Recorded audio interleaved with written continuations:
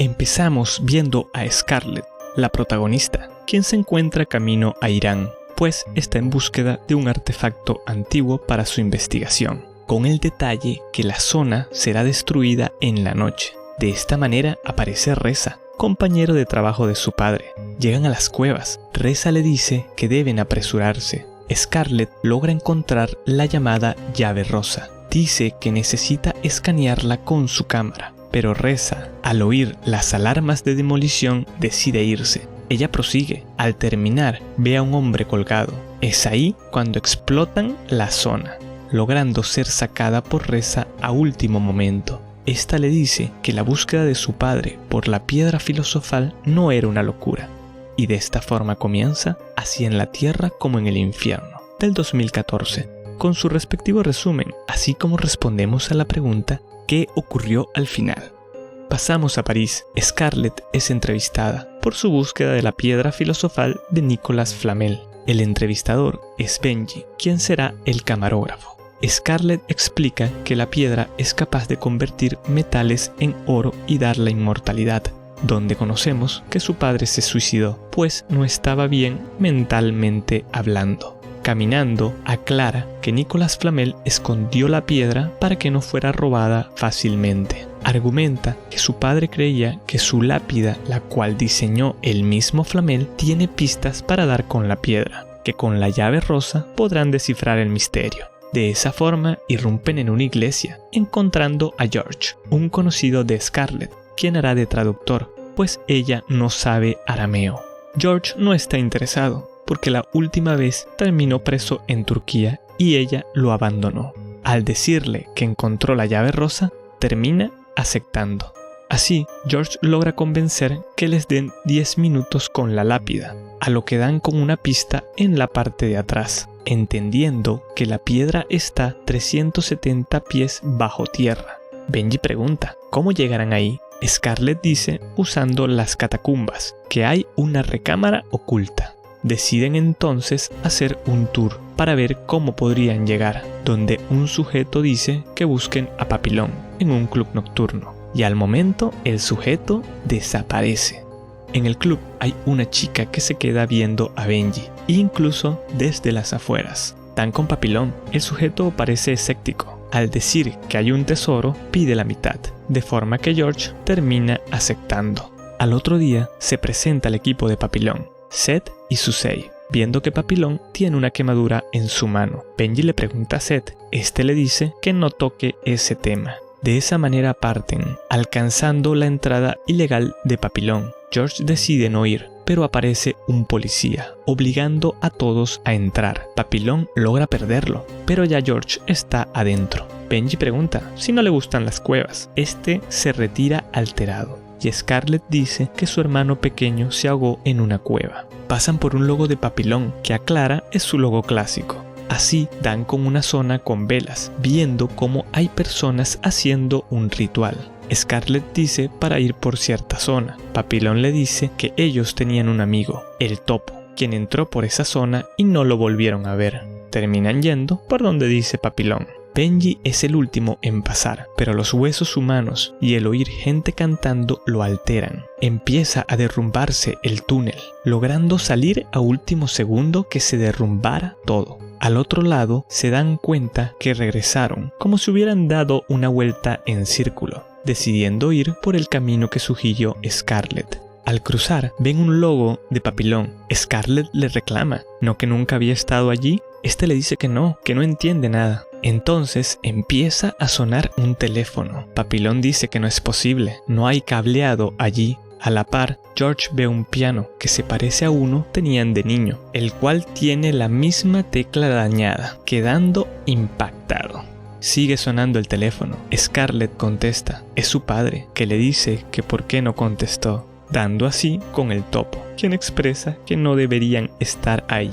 Papillon dice que pensaron estaba muerto. Este les dice que nunca lo buscaron, que si buscan la salida deben seguirlo. Encuentran un pozo, aclarando que si consiguen entrar en la recámara oculta llegarán a la salida. Empiezan a bajar, de forma que George se atora, pero al momento cae Benji de golpe, quien por el roce se lastima las manos. Entonces ubican una habitación que tiene un acertijo. Al resolverlo, se abre un túnel que al pasar dan con una tumba, donde el sujeto no está ni empezando a descomponerse, lo cual resulta extraño, dando con una inscripción por la que entienden que deben ir más abajo. Apagan por un momento las luces, observando que en el agua hay un tipo de luz. Al mover las rocas, ven un camino. Al pasar, hay una habitación con un tesoro y un mural. Analizándolo, da con la piedra, decidiendo tomarla. Al mismo tiempo, Papillon y su grupo intentan quitar la reja por el tesoro, sin darse cuenta que era una trampa.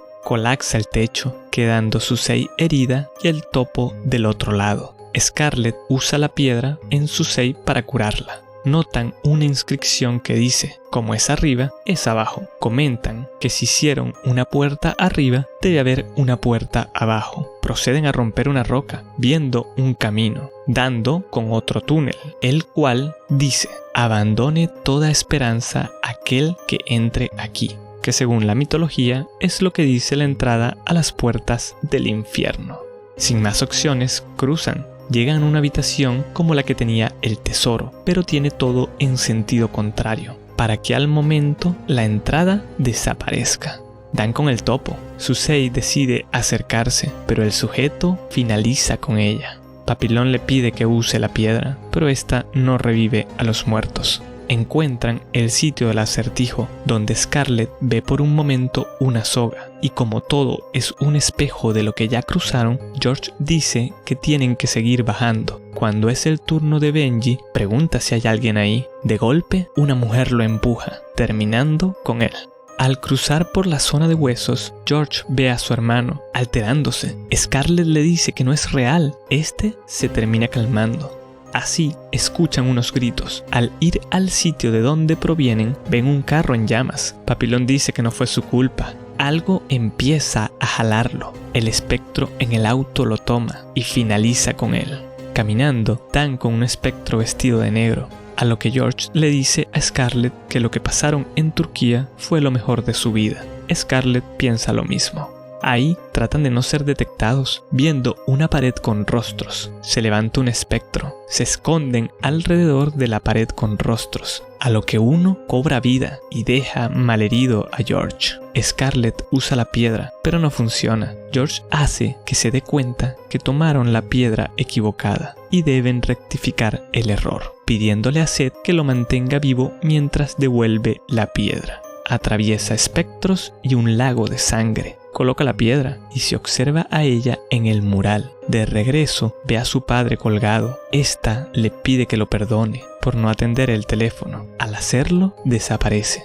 Siguiendo su camino, pregunta dónde están. Seth le indica. Le da un beso a George, cubriendo con su mano la herida para que éste se levante sano.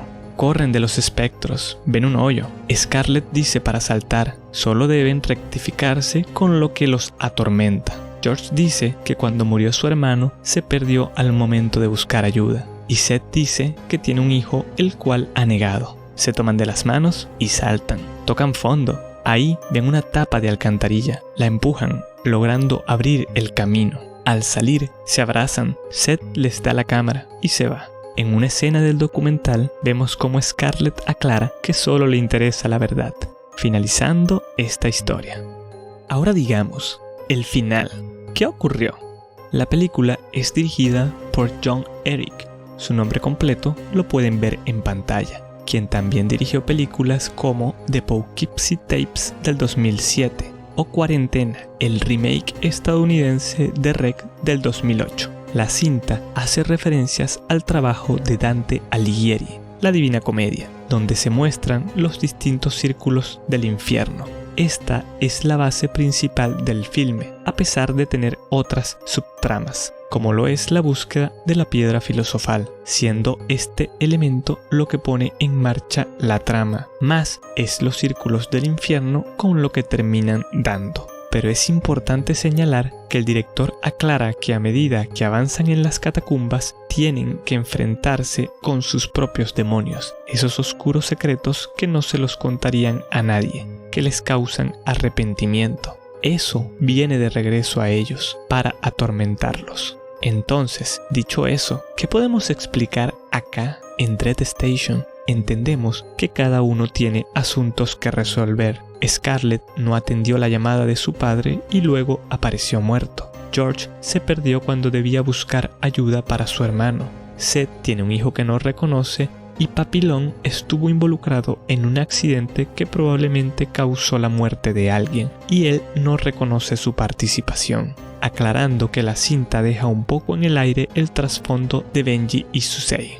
Así, en la búsqueda por la piedra filosofal terminan entrando a los círculos del infierno, pues se presenta a la entrada como lo establece la mitología, teniendo que enfrentarse a sus propios demonios de una forma más literal.